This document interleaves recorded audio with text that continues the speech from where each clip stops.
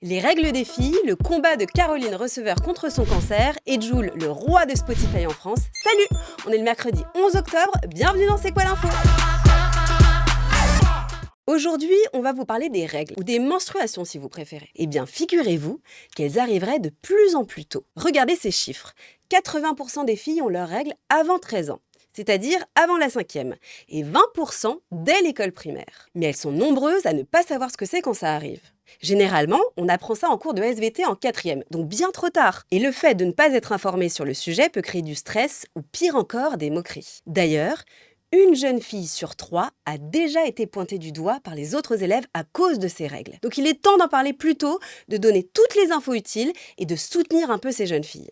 Ça passe aussi par mettre à dispo des protections hygiéniques, des tampons, des serviettes, des lingettes pour se nettoyer dans toutes les toilettes des collèges et des lycées. Car on sait très bien que les règles, ça ne se contrôle pas et que ça peut débarquer d'un seul coup sans qu'on s'en rende compte. C'est jamais très agréable. C'est une vidéo pleine d'espoir.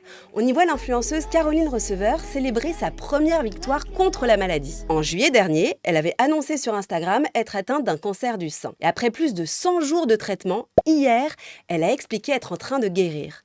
Sa vidéo tombe en plein mois d'Octobre Rose. Pour info, Octobre Rose, c'est une campagne de sensibilisation au cancer du sein. Sensibilisation, ça veut dire faire en sorte que les gens écoutent un message. Donc, du 1er octobre au 31 octobre de chaque année, l'idée, c'est de sensibiliser les femmes au cancer du sein et les pousser à se faire examiner pour vérifier que tout va bien.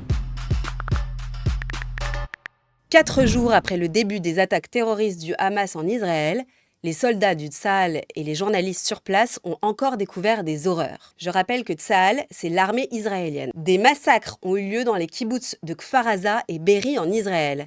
Des femmes, des enfants et des personnes âgées ont été violemment tuées. Mais en fait, c'est quoi un kibboutz? Déjà, kibboutz veut dire « ensemble » en hébreu. C'est un village qui fonctionne comme une communauté où tout est partagé. Les richesses, le travail et les tâches du quotidien. Le premier kibboutz a été créé il y a plus de 100 ans. Et c'est parti d'une idée totalement révolutionnaire de tout partager à parts égales. Ensuite, les kibboutz sont devenus des pros de l'agriculture israélienne. Les kibboutz se sont métamorphosés au fil des années. Certains sont par exemple devenus des centres de vacances.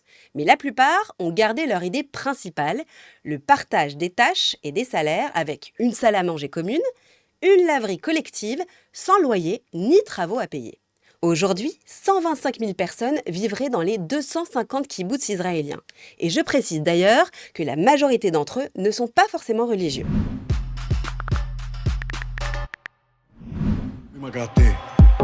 RS4 Grinardo, bien sûr qui m'ont raté. Soleil dans la bulle, sur le prateau. Est-ce que vous reconnaissez? C'est Bande Organisée bien sûr, dont Jul fait partie. C'est le titre le plus écouté de l'histoire sur Spotify en France. La plateforme l'a révélé hier à l'occasion de ses 15 ans dans notre pays. 240 millions d'écoutes. Quand même. Il est suivi sur la 2e marche du podium de La vie qu'on mène de Nino.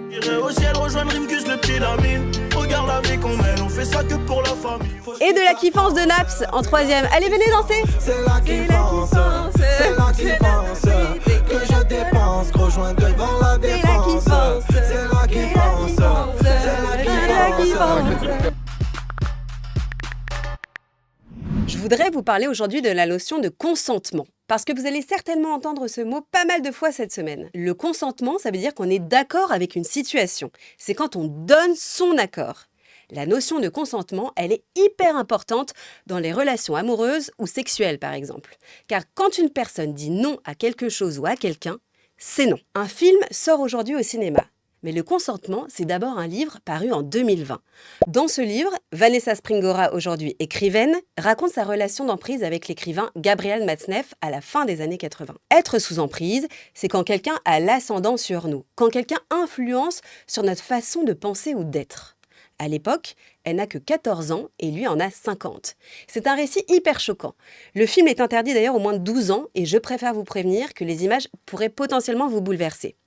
Donc si vous allez le voir, je vous conseille d'être accompagné d'un adulte.